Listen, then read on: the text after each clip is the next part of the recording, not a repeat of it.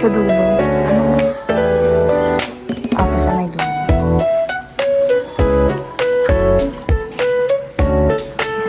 Ito yung tsura pagpasok.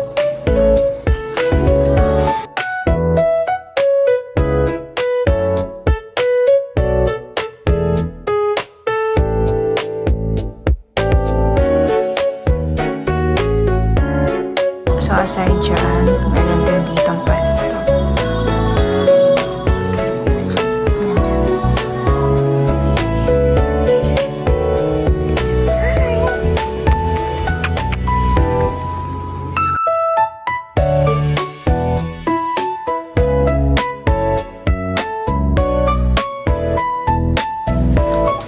Ay, ito din, may German Shepherd din dito.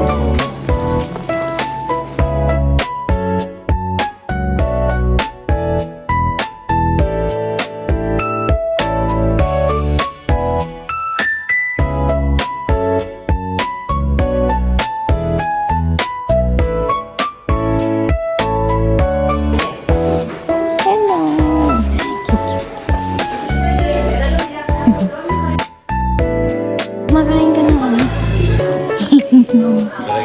Ala, kumain ka na ano? 52 naman. Ayan na. May ano ka? Bye-bye. Bye-bye.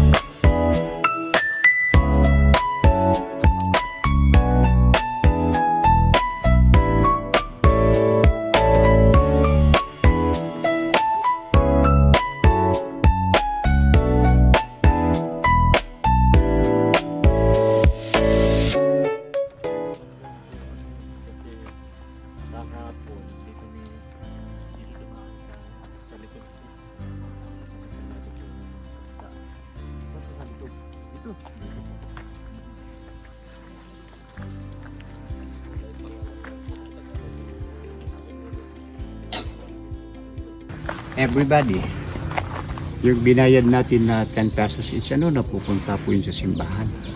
Kasi hindi pa mamayari ng simbahan. So bali ito naman po yung siguro yung public cemetery is mga 2 hektarya. So ito yung pinakamalaki at pinaka-una na public cemetery sa buong Sagada. Yung simbahan kasi is pinatayo noong 1903 so sinabay. So yung unang simbahan is maliit, pugunan yung bubong. Yung pangalawa is mas malaki po kaysa doon, natamalan po siya ng digmaan. Balik pangatlo na yun. So ang simbahan po yun is Episcopal yan. Galing sa may American missionary, dinala sa Pilipinas at dinala sa Sagada. So take a look may mga bakanting puntod. Sa Sagada, meron silang practice kung sino yung nauna siya mag-asawa. Kung naiwan na view, nagpapagawa na siya ng bakante. Balang araw katabi pa rin yung asawa. Okay. So halimbawa lang kung siya ay Iglesia ni Cristo o kaya Roman Catholic, gusto nilang may libing dito. No church talagang dito sila may libing. Ano pong tawag din? Parang meditation stone. Okay. Fit mo yung katawan mo sabi. At body, close hands, close eyes. Yes. Sandal. Close man, yeah. Close eyes. Yeah. Lagay yung paa mo doon. Yung isa. Turo mo na doon. Yan, yan talaga. Ano doon? Turo doon. Yan. So, nagkaanak siya ng 4 na barangay. So, bali ito po yung pinaka-downtown ng Sagada. Pinaka-sentro. So, buong population ng Sagada is more or less 12,000. Oo. So, accordingly, sabi nila, balikan mo yung Baguio noong 1970s, 80s is look like Sagada. Kasi noon, 70s, 80s, sa Baguio is bahay, may katabi siya mga pine tree. Ganun po, halos naman. Yung structure ng bahay is kasing tulad din ng bahay sa Baguio.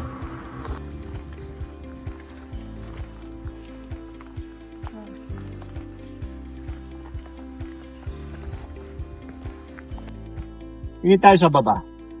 Yung tinuturo ko sa iyo is Burial Cave. Zoom po ninyo yung camera at makita niyo. Doon mga atol po yun. Yan na po yung machine gun ng mga China.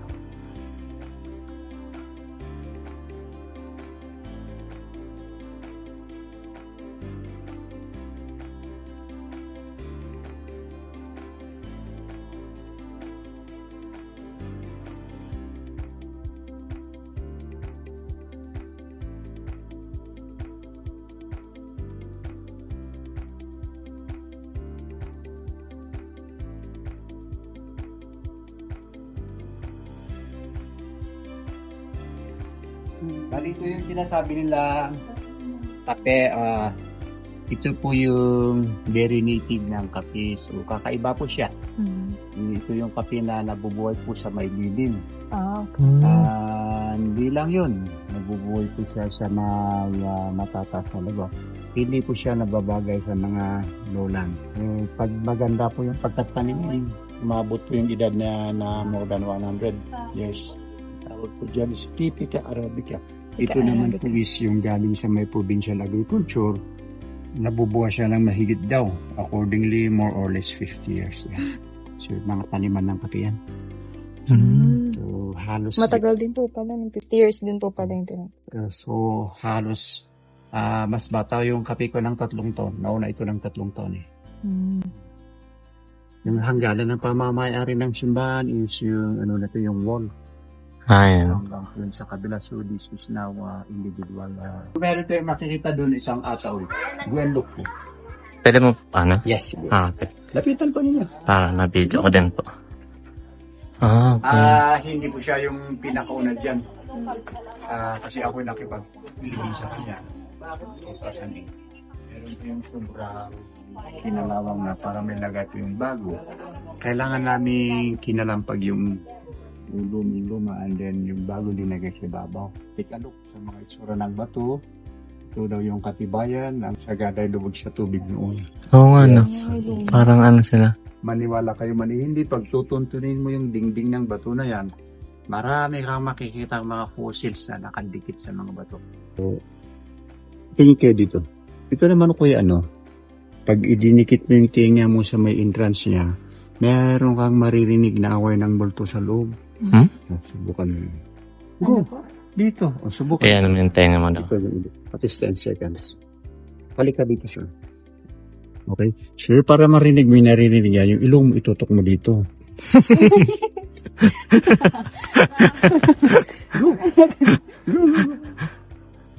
Tutok po yan. Video.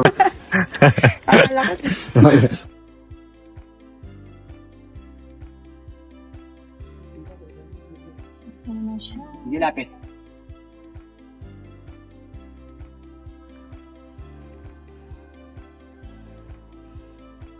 Yun ang mabuting picture. Meron tayong dalawang klase na tuloy. Meron tayong ganito. Solidong kahoy na pinutol. And then yung nakita, example nun is yung baba ni Sumbad, Lawagan, taas ni Lawagan, at saka yung natulay green doon. Ganito siya ulit. Buhay pa yung isang tao. Sample po yung nanay ko. Nung nanay ko is magkaedad na siya ng 79. Bumili na po siya ng gano'n na klaseng atol. Yung solidong kahoy na nikutan. So nung dinelever nila sa bahay, dinagay lang namin sa silong. Ginamit lang ng nanay ko nung siya namatay sila ng kotse. So yung ibang atol is pinagawa sa furniture shop. Yung iba naman, ginawa sa tabilang bahay. Dito kung may namatay, tapos nagkakaroon ng maraming tabla, pwedeng ilabas yun at gawin nilang atol. So, Paano po yan nailagay dyan? okay, yung balsamo po dito sa Sagada is optional at saka home service. Tinatawagan lang po yung balsamo doon. Kung paano naman po siya linagay dito, yung isang tao gusto niya dito. Tinawagan niya yung mga kamag-anak, kaibigan. Pumunta sila dito, gumawa ng malalaking scaffolding. And then gumawa ng butas sa may wall. So nung natapos nila yung dalawang butas, tinanggal ulit yung scaffolding. Ngayon, namatay na po yung tao na nagpagawa ng butas. Scaffolding and then yung dalawang butas linagyan ng bakal. Naniniwala sila kuya, pag sila ilibing daw sa 6 feet under the ground, yung espiritu ay yung katawan daw lang namatay, yes, yung espiritu lang namatay, ay hindi daw nakakahinga. Kaya gusto na lang ganito sa may entrance. Pangalawa, gusto na lang ganito o sa may entrance ng kuweba kasi andun po yung medyo malalim yung liwanag, pagitan ng liwanag at dilim.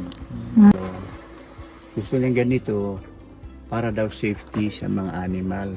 Ang pang-apat, gusto na lang ganito sa may entrance ng kuweba para daw sobrang malaya na gumala yung espiritu ng isang tao na namatay. Okay na po yun. Ano po yun nandun sa... Atol din po Ataon yun. din po. Meron pa nga sa basement eh. Basement. Sa ilalim. Ay, oo. Ayun, meron pa doon. Yung Saka dulo yun, ng atol sa yung taas. nakikita yan. Ayan, sa ilalim. Ito na. Opo. Sulitin ko, marami yan sa Sagada. Hindi na po dito. Pwede mag-wall climbing daw din. But, wala kami shoes. Lolo!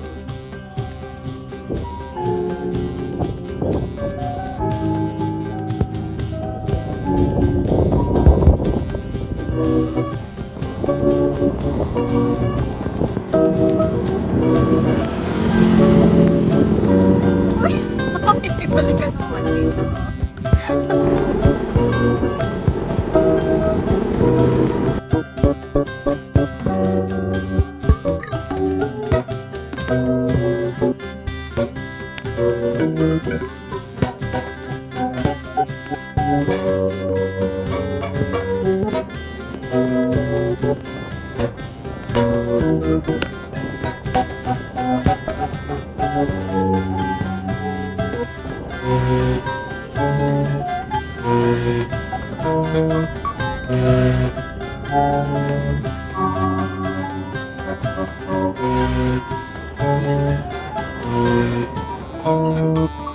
So, uwi na kami. And I'm sure lamig na si Kaya. Bye!